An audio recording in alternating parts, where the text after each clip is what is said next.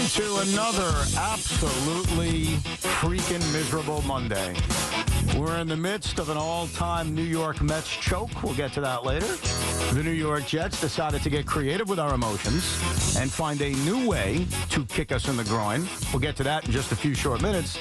And then you have the New York Giants, who did whatever the hell that was on Sunday night against the Kansas City Chiefs. We're going to get to all of it. We're going to talk to you. We're going to be your therapist. Tiki was there last night. He was there until 2 o'clock in the morning. What a freaking disaster. Yeah, I was not happy about that one. Mainly for the reason that is obvious. The New York Giants have good players on this team. But these good players are a group of undisciplined, underachieving, well-put-together roster who don't make plays. They're not playmakers. They're not aware of the moment when something big needs to happen and they have the opportunity to make that happen. They don't make the plays. Now, they did against the Cowboys in a lot of cases. You saw them league neighbor stuff. But against the best team defensively in the NFL over the last couple of years, maybe year and a half, the Kansas City Chiefs, who aren't scoring a ton of points, who are flawed in so many ways, but their defense has been dominant. When you have chances to make plays, you have to make plays. This team doesn't do it. And I know we'll get to the coaching at some point, talk about Daves and Kafka and Shane Bowen and all these other pieces of this puzzle. But as I was watching the game last night, to me it was the players. Paulson Adebo, you have your hands, both hands, on a football. Catch it. Abdul Carter, I know you're a rookie, but you came in talking like you were the man. You got a quarterback, Pat Mahomes, dead to rights for a sack. Sack him. Don't let him toss a ball 70 yards downfield and get a PI. Oh, and Drew Phillips, can you play consistently, please? Sometimes you look fantastic. Others, you look like you don't know what the hell you're doing.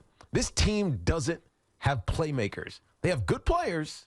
They don't have playmakers, and they're not going to win until they figure out that every one of those little moments. Oh, I got to pause. Cameron Scattaboo, you're a baller, dude. I give you your respect because you run hard as hell. And you talked about your physicality on the pregame show that we were hosting with John Schmelk, how physicality transfers. When I run somebody over, when I stone somebody at the line of scrimmage, guys get jacked up about it, and it transfers. Respect. Everybody else needs to play like that. Yeah. And they don't. You talk about making plays. This game, when Cam Scattaboo rumbled into the end zone for a 14-yard touchdown run, and he made it 6-6, it was the first time, probably the only time, watching the game at home, I said to myself, wow, you know what? Maybe they can win this game. I thought they were winning after that moment. I get that. The Chiefs, it's 2 field goals. Defense is doing their job. Yeah. Right? Bend, don't break. Let them kick field goals. Then they miss one, and then Cam does that. Unbelievable. Dude. And we're winning this game. It was right after the Chiefs made 2 mistakes, including a roughing the passer penalty that extended a drive. And it's like, okay, it's 6-6. And there was a sequence of 3 things that happened in the next 5 minutes that I think perfectly define what you were saying. First of all, and we'll get more into detail on this as the show rolls on, the Giants, for the 3rd time in the Brian Daboll era, are essentially left without a kicker. And so Graham Cano can't hit the extra point to go up 7-6 because he's not attempting it. A punter is, and instead of going for 2, which they were probably better off doing, you get yourself a mixed extra point. That's number 1. Number 2, and to me, this is the play that defines the New York Giants. Patrick Mahomes, which I still can't figure out why, decides to throw the football backwards, and Bobby Okereke makes a play. Tries to. Picks up the football, he's running, and I'm like, oh, my God. And then Patrick Mahomes rips the ball away from him the way a bully rips candy out of a child's hand. The way Sean rips something that his daughter's doing out of her hand. No, you don't grab that. The way I rip something out of my kid's hand. Pat Mahomes said, no. Rips it away from him. And then 5 plays later, you mentioned the missed opportunities. Paulson Adebo, who I think has 10 career interceptions in his career. That's why he was signed here. I heard he's good at that. That's what I was told. Drops an interception. And all of that leads to, instead of the Giants being up 13-6 or maybe 9-6 or something of that nature. They're down 9-6 at the half with the Chiefs getting the ball to start the third quarter. And you know what I know, what everybody knew. They missed their chance. Those 3 moments to me define the missed opportunity that the Giants had last night against the Kansas City Chiefs. Agreed. And that's not on the coaching. That's on the players not making the plays. And so we'll get to the coaching because it was bad. The red zone continues to be a disaster, an utter disaster. Russell Wilson against good defenses over the last 2 years has not played well, period. It's like he's a different person. When he's playing the Little Sisters of the Poor, it's easy. I'll throw for 450 yards. But when you're playing one of the top defenses, the Kansas City Chiefs have given up 18 points in the last year or so, last couple of games, going back into last year. They're a good defense.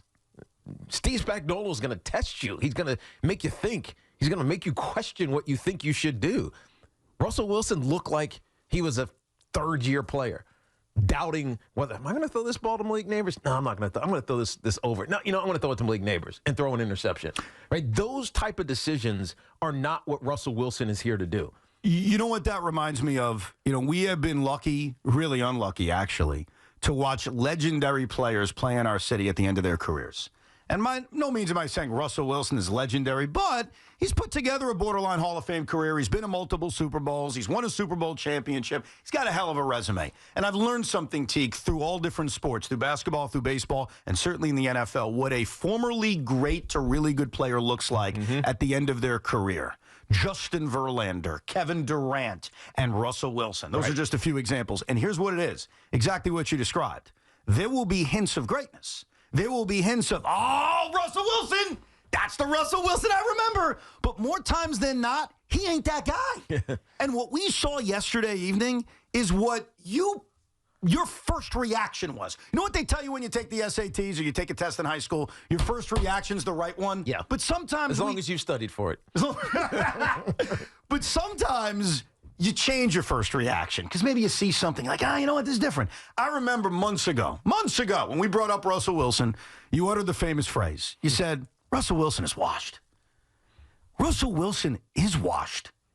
No, Russell Wilson is washed. And just because a player has a moment or a game or a few quarters where they make you think they're not, doesn't mean they're not washed. What we saw last night, especially on that drive in which Russell Wilson is throwing footballs off the goalposts and throwing footballs up the hallway, that's a sign of a guy who's done. Doesn't know what he's doing or doesn't know what he wants to do. And that's really the biggest problem that I have. Russell Wilson projects positivity. It is just who he is. It's in his nature. He is a great man. I'm not talking about him as a person. I'm talking about him as a football player.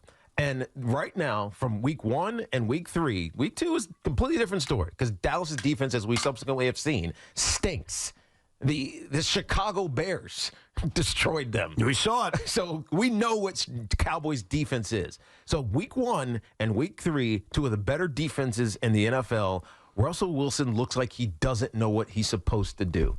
And that's disappointing, but it's kind of what we saw in Denver. It's what we saw even with Sean Payton in Denver, where he got benched at the end of the year. It's what we saw for the last 5 games of his season with the Pittsburgh Steelers, right? He started pretty good, and then he kind of just fell apart. So, I don't want to just dump and run away from Russ because I think his leadership is important. I don't think that this locker room has given up on Russell Wilson. I don't think that they're in the back of their minds clamoring for Jackson Dart. So there's the budding of this quarterback controversy that we always hear when there's a young guy waiting in the wings. I don't think the team is there yet. I don't even know if Dave's is there yet. But just like me and you and every single Giant fan out there, you got to be at least thinking it. It hasn't bubbled to the surface yet, but you're at least thinking what I said 2 years ago and what you just repeated. Yeah. That Russ doesn't have it anymore. No, he's not playing that way. And the Cowboy game, and I was afraid of this when we were previewing this game against Kansas City, because I was afraid of it. I'd rather talk about wins. All right? I don't love talking about how we're all such a big bunch of losers, which we are right now. 0-6. I mean, 0-6 in New York football. And we'll get to the pathetic mess that is the Jets in a few short minutes. But Russell Wilson is proving that what we saw for 4 quarters, because it wasn't the entire game, it certainly wasn't overtime, was an aberration against the Cowboys. He did a great job picking on an incredibly flawed Dallas Cowboy defense. He appears to be what your gut reaction was, a washed quarterback. But here's what's so complicated about it. What's complicated is I heard 70,000 people chanting for Jackson Dart last night. I don't blame you. I don't blame you for wanting that. But the problem is, I don't know if that's what's best. Right. And so we're at this road. By the way, it was probably more like 40,000 because 30,000 in there were Chiefs fans. Oh, that's true. That's a good maybe point. not that many, but there was a lot of them. And the crowd was, I don't want to call the people toxic. You're not toxic. The situation is toxic. Yeah. What we witnessed last night, Russell Wilson is on the last leg of his career. He comes out for a play. Here comes Jackson Dart, and the crowd cheers like a rock star walked into the building. Then Brian Daboll says, all right, enough of that. Let's go take our package out and go back to Russell Wilson. And the crowd chants like they're at a funeral. The situation is toxic as all hell. Yeah, they've created a fan reaction that didn't need to be created. They created a revolt. Yeah. And it's a bad situation now. It just is. They're 0-3. They're going to make a quarterback change at some point, and we're all going to debate when that should be. They find ways to lose, which I thought last night was a great example of. That was a winnable game. It was a winnable game. Again, go back to that sequence at the end of the first half. It was there for them. They had opportunities. You see the same mistakes over and over again, like, hey, our kicker's hurt. Uh-oh, what do we do? Yeah, and here's the thing. You'll hear that was just bad luck. Oh, it's just bad luck. Yeah, bad timing, just bad luck. Guy gets hurt in warm-ups. He was healthy all week, not on the injury report. He gets hurt. Fool me once, right? Yes. Shame on you. Fool me twice. Shame on me. Fool me the third time? What in the hell is going on? Third time. He's right. Seriously. This is the third straight year where there was some type of Graham Gano injury issue that left the New York Giants naked. We'll go into further detail on all of these things and get your calls coming up at 888-808-1019. And then you had a 15-minute sequence that I'll never forget, and I swear to God when I say this to you, when the New York Jets lost the way they did to Tampa, and when Jacob Young is climbing the fence and robbing Francisco Alvarez of a game-tying home run, I had a thought. I had a thought of running away. I had a thought of, I'm going to call the architect, our boss, and tell him I'm done doing this. I don't want to come on the radio anymore. I was going to cancel all my subscriptions. I was going to cancel my season tickets, and I was going to become a history teacher. That was it. I was about to tell my wife, sorry, hon, I'm going to make a lot less money. I'm a baby. But I'm about to be a history teacher because I can't deal with this crap anymore. I can't deal with the constant pain, the constant neglect, and the constant new creative ways to lose. And let me make this perfectly clear to this head coach. And we'll listen to what he had to say. We'll analyze some of the things Aaron Glenn did yesterday. But let me just start off with a very simple comment. The Jets sucked yesterday. Same old Jets. They didn't play well. We were lucky due to weird circumstances that led to the Will McDonald block and return that even gave this team a chance to win. And they lost, like the losers they are, stunning nobody. Right. Everybody knew with 1:45 to go, you gave at Baker Mayfield and the Tampa Bay Buccaneers way too much time. So I accept that. I accept we're losers. I accept that it was a new painful, creative way to lose. Do not tell me, do not spit in my eye and tell me it's raining. Don't tell me there's progress. What progress? They played like crap. Did you run the ball well? Did you throw the ball well? Did you defend anything well? Were you more disciplined? The answer's no to literally every answer. Right. They sucked yesterday. So don't tell me things are better. Don't tell me it's close. And don't tell me I don't believe in moral victories, but. Don't give me buts. So I was aggravated to no end because, A, the Mets are a bunch of gutless cowards who are going to miss the playoffs. And if you disagree with that, you're lying to yourself. Don't tell me after another new creative way to lose, well, we're making progress and we're not the same old Jets. I will make this perfectly clear to Aaron Glenn and anybody else. We are the same old Jets until you prove we're not. Same old Jets. Until you win, until you make it obvious, until you make it clear you're not the same old Jets, you are the same old Jets until we tell you you're not. You work for us. Don't tell us we're not the same old Jets. I hope, Aaron, because I do believe in you, believe it or not. I do believe in Aaron Glenn. I hope that 3 weeks from now, you can go into one of these press conferences and say, I told you so, and you have every right to. But until you win a freaking game, I don't want to hear it. Yeah. Is that not fair? No, it's very fair because the Jets had every reason to bow out of this game. I'll give them credit because early on, or really three-quarters of the way through, it was over. They were getting blown out, Tiki. It wasn't even a possibility that this team would come back. But then they fought. And then they found ways. Now, part of it was because Todd Bowles was playing a little prevent defense. Let's just not give up big plays, make them earn their yardage, and then if they're going to score, let them score on their own time. We trust in Baker to do whatever Baker needs to do to get us back in position to win this game, and that's ultimately what happened. They blocked that field goal attempt with 2 minutes to go in the game, and I didn't see this live. I was obviously preparing for the Giants game, but as I saw this happen in replay, the first thing that came to my mind, because I'm watching it clean, I know what the score was, I know that they lost, but I'm watching it clean, was, man, that's too much time. Because we saw this last week. Of course. Todd Bowles allowed the opponent to score so that he could have the ball with 40-something seconds left and go down the field, and Baker Mayfield would get in position to kick a game-winning field goal. The exact thing happened. The truth is, though, took 2 minutes off the clock, and you couldn't do a thing about it. And as great as we want to think Sauce Gardner is, he got beat time after time after time. The reality is this. There was 1:40 to go after the excitement of the McDonald return, which I had too. Like, I jumped out of my chair. It's a great play. It was an incredible play. It was a shocking play. The fact the Jets took the lead, stunning turn of events. Once you sit back down in your chair and you see $1:41 to go, we all know there's too much time. But here's the reality about the New York Jet defense. 1:41 was too much time. I got news for you. 41 seconds would have been too much time. Yeah.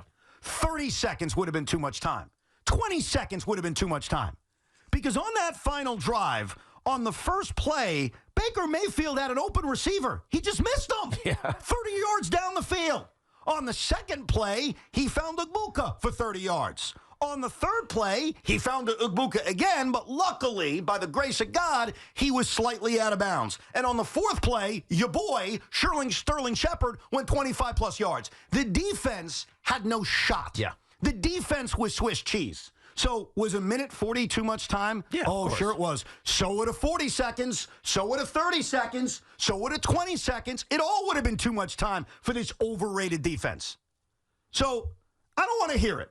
I'm sorry. I'm so sick and tired of, well, but this was good. That was good. The Giants are losers. The Jets are losers until they're not. And I hope we're sitting here one of these Mondays and we're happy and we're talking about them not being losers. But until otherwise, they're losers. That's what we watch every Sunday. And you know what that makes all of us? Even bigger losers. Because we pay the money, we invest the time, and we sit there week after week after week asking, how are you going to cause us pain this Sunday? The Jets killed Carl. I mean, I hate all of it. And the Mets, you're lucky. Because they're biggest losers of them all. Sitting there blowing a wild card lead. So other than that, Tiki, how was your weekend? Yeah, fantastic. I got my 10-mile run in. That's great. I'm glad to hear.